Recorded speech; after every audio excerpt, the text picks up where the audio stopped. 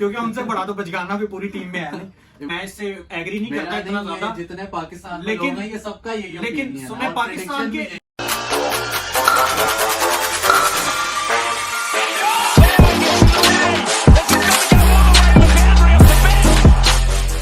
Hello and welcome back to our YouTube channel. मेरे साथ है दानिश और आप देख रहे हैं स्पोर्ट्स पर। तो आज हम बात करेंगे इंडिया वर्सेस न्यूजीलैंड की, जो कि सेमीफाइनल खेला जाएगा मुंबई में 15 तारीख को। उस पर बात करेंगे किसका पलड़ा भारी होने जा रहा है, उस मैच में क्या होने जा रहा है, पिच कैसी है, उस पर भी बात करेंगे। उसके अलावा बात करेंगे पाकिस्तान पे जो मीम्स बनाए जा रहे हैं, तरह तरह के मीम्स ट्विटर पे, सोशल मीडिया पे जिस तरह के बन रहे हैं, उस पर भी बात करेंगे। क्या मीम्स बन रहे हैं उस पर थोड़ा रिएक्शन भी देंगे। तो सबसे पहले स्टार्ट करते हैं इंडिया वर्सेस न्यूजीलैंड मैच से। तो दानिश, क्या लगता है आपको, क्या होने जा रहा है इस मैच में? सेमीफाइनल का एक अलग प्रेशर होता है, जिस तरह इंडिया पहले स्ट्रीक से खेलता आ रहा है, स्ट्रीक विनिंग उनकी चल रही है, लेकिन वो सेमीफाइनल का प्रेशर थोड़ा अलग होगा। उसमें थोड़े मामला अलग देखे जाएंगे, हर प्लेयर को अलग तरीके से देखा जाएगा, उसमें किस तरह से परफॉर्म करना है। तो आप इस बारे में क्या ओपिनियन देते हैं? सेमीफाइनल की जहां तक बात है, मेरे ख्याल में इंडिया इस दफा सेमीफाइनल दोबारा हारेगा। जिस तरह 2019 के वर्ल्ड कप में न्यूजीलैंड ने उन्हें हराया था, इस दफा भी इंडिया इंशाल्लाह जरूर हारेगा अपना सेमीफाइनल। अच्छा, क्योंकि इन्होंने हमारे साथ बहुत गलत किया था। याद होगा आपको, जब हमने लाइव किया था, हम कह रहे थे अगर पाकिस्तान को इन्होंने आज हरा दिया ना 14 अक्टूबर को, तो आगे हम सारे मैच हारेंगे।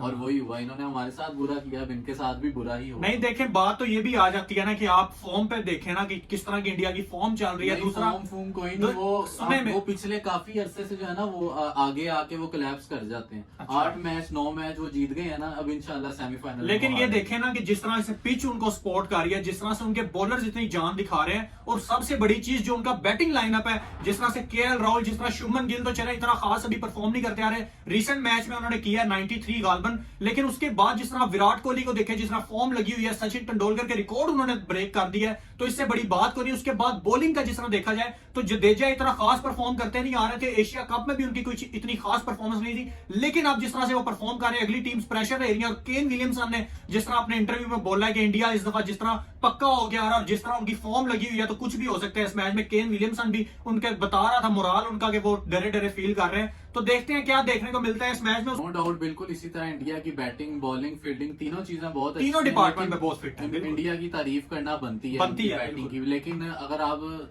इस तरह कहेंगे कि वो नंबर 1 ओडीआई टीम है, जिस तरह उन्हें जबरदस्ती बनाया, जिस तरह उनके बैट्समैन बॉलर्स को अचानक ही जबरदस्ती उन्हें नंबर 1 बना दिया, तो जरूरी नहीं है वो सेमीफाइनल जीते। तो आप बेशक मार्क माई वर्ड्स, इंडिया इस दफा सेमीफाइनल दोबारा हारेगा न्यूजीलैंड। अच्छा चले, खैर ये तो आपका ओपिनियन है, मैं इससे एग्री नहीं करता इतना ज्यादा। जितने पाकिस्तान में लेकिन लोग हैं, ये सबका यही लेकिन opinion है। सुने और पाकिस्तान के, prediction भी लेकिन यही है पाकिस्तान के एक किसी ना किसी तरफ ये एक फैक्टर ये भी चल रहा है, लोग कह रहे हैं कि इंडिया सेमीफाइनल हार जाइए। देखे, मेहनत पे बात है, जो ज्यादा मेहनत करेगा, जिसकी टीम में ज्यादा एबिलिटी होगी, जो ज्यादा अपने ऊपर हार्ड वर्क करेंगे, जो वो जीतेगा। ज्यादा एम्पायरों को पैसे खिलाएगा, लेकिन जो डीआरएस फेक करवाएगा, तो वही जीतता है। नहीं देखें, मेरी बात सुने, ये तो हमेशा से पाकिस्तान का और बाकी ममालिक की ये चीजें रही हैं। इंग्लैंड वर्ल्ड कप जीता तब भी बड़े सवाल उठाए गए। जो भी होता है मामला जिस तरह भी चलते हैं, देखें आप उनकी टीम की फॉर्म इस टाइम देखें। अब उनका अगर बॉल ज्यादा स्विंग कर रहा है, अगर उनके बैट्समैन एक अच्छा परफॉर्म कर रहे हैं अफगानिस्तान के स्पिनर्स के आगे, उसके बाद न्यूजीलैंड के बॉलर्स के आगे, जिस तरह ट्रेंट बोल्ट है, उसके बाद लुकी फर्ग्यूसन थे, जिस तरह उनके आगे परफॉर्म कर रहे हैं, तो तमाम चीजें इस तरह से नहीं देखी जाती। न्यूजीलैंड के साथ कुछ बदले भी रहते हैं इंडिया के। 2019 वर्ल्ड कप में जिस तरह के इंडिया की ऑल टीम आउट हो गई थी, 239 या 40 का शायद टारगेट था, 221 पे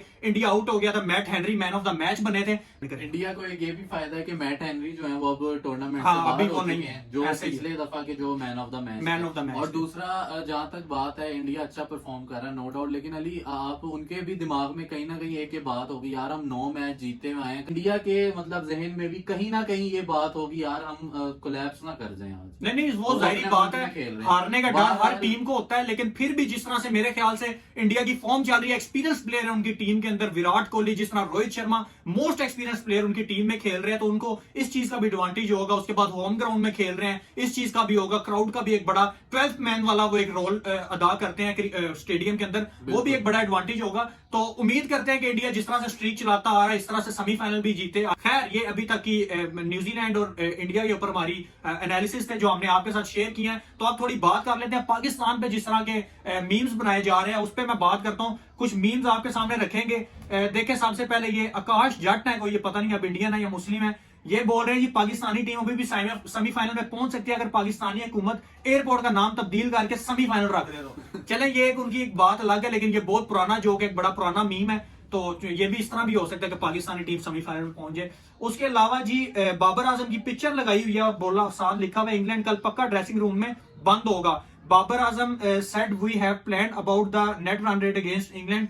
तो उन्होंने ये कुछ प्लान किए हैं कि पता नहीं पहले बारी करेंगे, उसके बाद इंग्लैंड की टीम को ड्रेसिंग रूम में लॉक कर देंगे, जिससे टाइम आउट पे इंग्लैंड कहेगा बस कहानी खत्म होगी, आप इतने रन से जीत गए, जाओ सेमीफाइनल खेल लो, जाओ जी लो अपनी जिंदगी।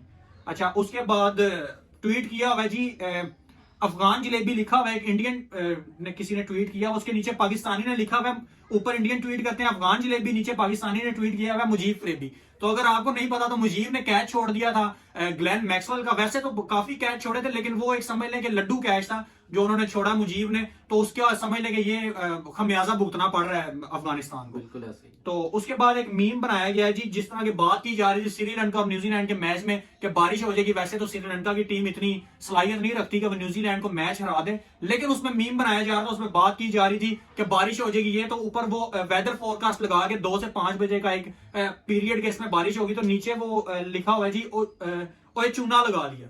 तो ये बड़ी अवाम को चूना लगा, खाली मतलब पाकिस्तान के जितने भी शायकीन ये तमन्ना कर रहे थे कि बारिश हो जाए और पाकिस्तान किसी तरह सेमीफाइनल में पहुंच जाए, तो ये उस बारे में था।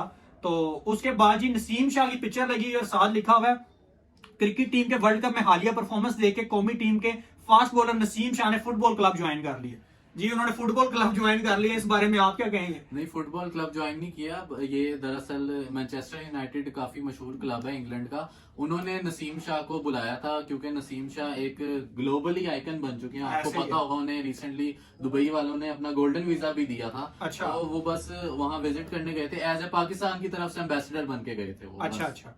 अच्छा, ये अगला मीम आपके साथ शेयर करते हैं। इसमें लिखा हुआ है जी मुशी भाई की तस्वीर लगाई हुई है अमिताभ बच्चन के मुंह के ऊपर और साथ लिखा हुआ है देखा आपने कुदरत के निजाम का नतीजा। बिल्कुल देख लिया कुदरत के निजाम का नतीजा, जिस तरह के पाकिस्तान के साथ हुआ है।